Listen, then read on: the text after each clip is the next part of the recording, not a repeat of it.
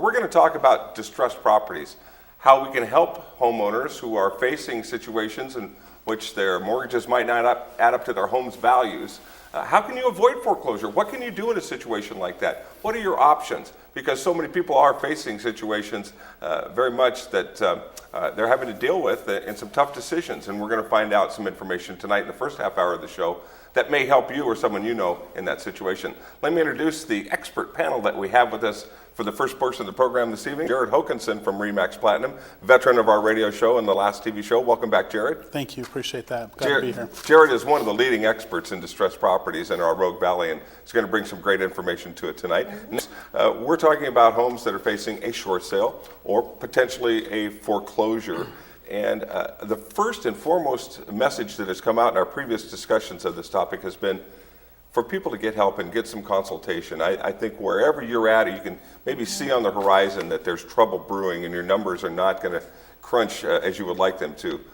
It's best to start with some professional help right off as soon as you can. Be tricky. Talk a little bit about why short sales, foreclosures can bring some obstacles to the process or some challenges. You know, it's a humbling thing for people. I think I met with a homeowner this morning actually, and never been late on a payment in their life, and all of a sudden they're faced with a completely upside down mortgage, and through no fault of their own. It's just the fault of what the market is and the economy is, and she's embarrassed, she's scared, and she's not alone. There's a lot of people in that situation right now, and yet there's hope out there. As Kyle mentioned, a lot of people have been given advice, hey, just walk away and move on with your life. That's not the best answer for nearly everybody out there. There's a lot of other alternatives that are available, and that's what we're going to talk a little bit about tonight.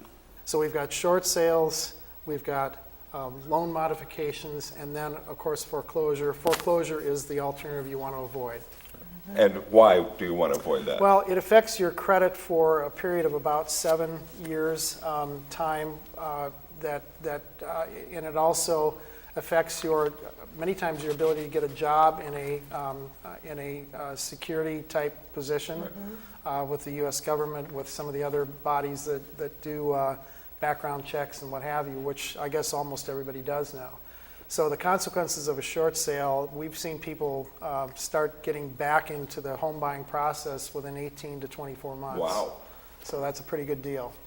Well, one of the other big ramifications of a foreclosure is the deficiency judgment that is available, depending on the situation for the seller. And so, all the people that have been given advice, hey, just walk away from your home, are oftentimes really shocked when their second mortgage, for example, calls them after the foreclosure sale, saying, hey, you still owe us $50,000. Would like to collect on that. If not, they can. There's a lot of bad things that they can do as far as judgments and garnishing wages and some different things like that that are available, depending on the seller's circumstance or the homeowner's circumstance.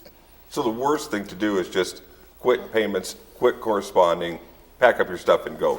But that's the natural tendency. It's all going to follow you if you do. Most of the sellers that I talk to, the homeowners that are in that situation, they've got bills stacking up because of their situation that they're in financially, and they don't want to open them. And it's hard. It's hard to face reality. I've got clients that have dealt with depression and everything in between there: divorce, depression, job loss, relocation, all those different types of situations, and there's so many different alternatives that other than just what I call sticking your head in the sand saying, hey, this will all go away. It's not going to go away.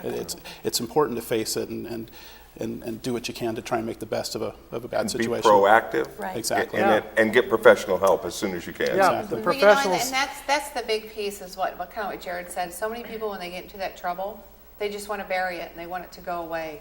And what Jared said is very valid with the foreclosure process, and that's a myth that if I just walk away from it, it's all just going to go away. Well, no, the first mortgage will go away because they can't come after you for any monies owed. But any lien that's on that property after that first mortgage in the state of Oregon can come after you for what is owed. So if you have a first on the property, a second on the property, and any other maybe credit chargebacks, if you haven't paid an auto loan, any of those can still follow you in that process. And it's not that burying your sand is just going to make it go away, whereas what Kyle had alluded to with the short sales, a lot of time with the short sales, you can negotiate yourself in those junior lien holders for either a lesser amount or even to go away completely which is a much better option than, like Jared said, just burying yourself in the sand and hoping it goes away. Oh, and here's something that's really important that people don't know is that the banks don't want to really foreclose either. True. It's very much more expensive for them to do that. So there's a ready ear waiting to be heard. So.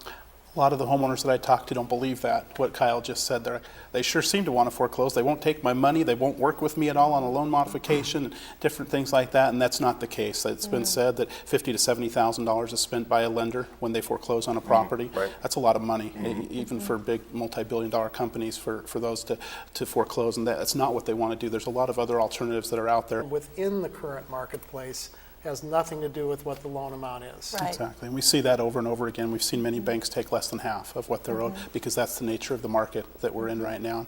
You know, Kyle mentioned something earlier, and he said that it's important to seek good professional advice, and that's what we advise all of our clients. Now, in light of that, I think it's important. Most people, one of the key things as they're looking at what the possibilities are for them as they're faced with the challenging decisions of what to do with their house. Most people want to save the house. Most people want to do a loan modification. That's one of the first places to look.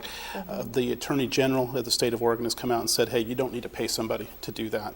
You can do that yourself. That's something that you can, there's makinghomeaffordable.gov that you can check out, and talks a little bit about the loan modification program that the federal government has instigated with a lot of the lenders in the country, and that's a good starting place. And there's some other places you can check as well with the Oregon Secretary or Oregon Attorney General as well to go check out some of those options that are available as well. But a loan modification is one of the key things that most people will look at first. Now, many people, homeowners, become really frustrated with that process, and that's understandable because the banks, they're so big. They've got so many files that they're working on, up to 700 files for one person that they're working on, and it's a real challenge for them to stay on top of all that. And so it's important when if you are trying to do a loan modification that you have all the information, just like if we were doing a short sale on the house, it's important that you have all the information to give to them all at once, and rather than piecemeal it, because the ones that are complete are the ones that get looked at, and they get looked at once and can make a decision, as opposed to piecemealing it and then it gets stuck back at the bottom of the pile and wait till it comes back to the top of the pile. Well, So again,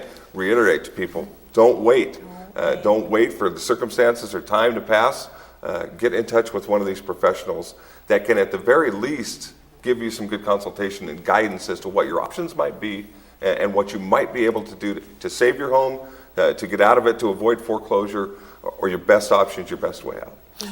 You know, Joe, you bring up an interesting point. The national media, I just saw in the last 24 hours a headline that said that sale prices are up. And that's a national headline, okay? That's not locally. It's not locally. Locally, foreclosures are up. The notices of default were 5 times what they were, or excuse me, 10 times what they were at the end of last year than what they were in 2005. Over 2,200 notices of foreclosure that were issued in Jackson County alone. And this year, we're up over that, based on the average as well. We're over at 450 so far for the first couple months of the year. And so we're actually up over that, and I think part of that has been the kind of the trickle, if you will, of people trying to hang on as long as they can and realizing, hey, this isn't going away, or people that weren't in a hardship, but all of a sudden they lost their job and are just into that situation by default, or they're getting relocated by their company. I've had a couple of those in the last couple of days as well, where people are like, hey, I got this job opportunity, but all of a sudden my house is worth $150,000 less than I paid for it, and what do I do? And that's what Kyle talked about. There's a lot of different options out there, and a short sale is one of those great options for somebody that finds themselves in that situation. We've got some areas here in Southern Oregon.